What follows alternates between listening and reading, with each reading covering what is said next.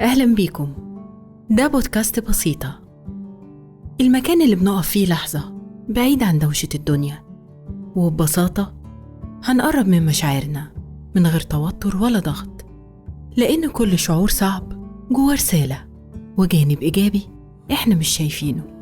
أنا نور رجب، معلقة صوتية، وظيفتي إني أحول الكلمات المكتوبة لصورة من الخيال جوه فكر اللي بيسمعني، وحبيت أستخدم صوتي عشان أوصل رسالتي، عشان نشوف الدنيا بشكل أجمل، وده من فهمنا لمشاعرنا صح.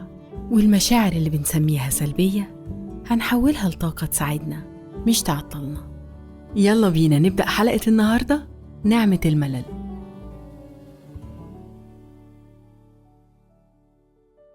أحياناً العالم حوالينا بيبقى مليان حركة وصوت وطلبات، بس ساعات جوه الواحد فينا بيبقى فيه ملل مش مفهوم.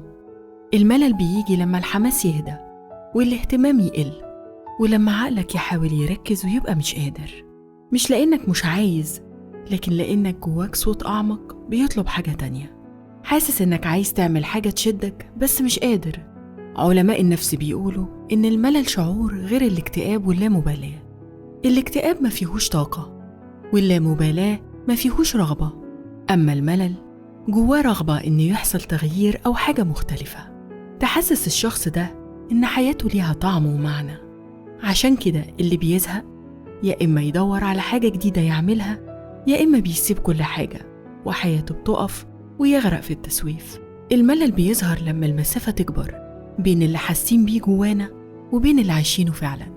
هو اللحظة اللي بتسكت فيها كل الأصوات اللي حوالينا، ويظهر صوت جواك بيسألك: هو أنا ماشي في ده ليه؟ ومكمل لفين؟ واللي بعمله ده بيمثلني أنا ولا لأ؟ بس لو بصينا للكلمة من غير أحكام هنلاقي إن الملل ده نعمة، مؤشر داخلي بيقولك إن في جزء من حياتك محتاج اهتمام. هو الضوء اللي بيكشف المستخبي جواك، العلاقات اللي ما بقتش مناسبة، الشغل اللي مش مراعي قيمتك، العادات اللي بتقتل روحك، إهمالك لاحتياجاتك لراحتك النفسية. الملل بيكشف مش بيكسر. في قوة خفية لما يحس بيها عقلنا يدور على حاجة جديدة يعملها، حاجة تكسر الروتين. ودي اللحظة اللي ممكن تظهر فيها الأفكار، بيجبرنا نفكر برا الصندوق ونكتشف هوايات جديدة وحلول لمشاكل كنا متجاهلينها. طاقة الملل هتاخدك من النمط القديم وتبدله، هتوريك كل اللي انت مش عايزه وتوديك في اتجاه الحاجات اللي انت عايزها. والناس اللي بتخاف من الملل وما بتحاولش تديره صح بتقع في دوامة الهروب منه أو كسره بشكل غلط يأذيهم أكتر، بسوشيال ميديا وأكل ومشاوير وسهر وساعات شغل زيادة، أو بيستسلموا ليه فبتطول فترة الملل وتبدأ تصدق إنها ملهاش قيمة ولا قدرة ولا طاقة. فبدل ما تهرب من الملل حاول تستغله وتشوف إيه اللي ممكن يطلع منه. من أهم الحاجات اللي بتظهر إن حياتك ماشية بشكل جيد هي إنك تعرف إزاي تتعامل مع الملل. أولاً لازم نعرف إن الملل بداية مش نهاية، مش حالة ضعف ولا عيب فينا ولا عقاب من الحياة.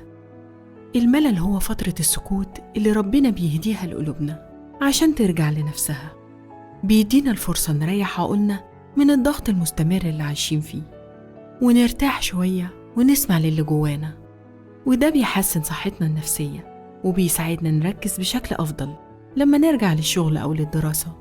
لما تحس بالملل بعد كده ما تقاومهوش، راقبه واسأله وشوفه بيحاول يقول إيه عنك وعن احتياجاتك.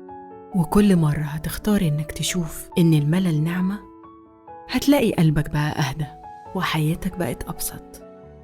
لو الكلام ده لمس حاجة جواكم، لو حسيتوا إن في مشاعر كنتوا محتاجين تسمعوها من زمان، تابعوا بودكاست بسيطة وساعدونا نوصل لناس محتاجة تسمع الكلام ده زينا. رحلتنا لسه في أولها، رحلة تصالح، فهم، هدوء، رحلة نرجع فيها لنفسنا. وافتكر دايما إنك تحب نفسك لأنها تستاهل إنها تتحب.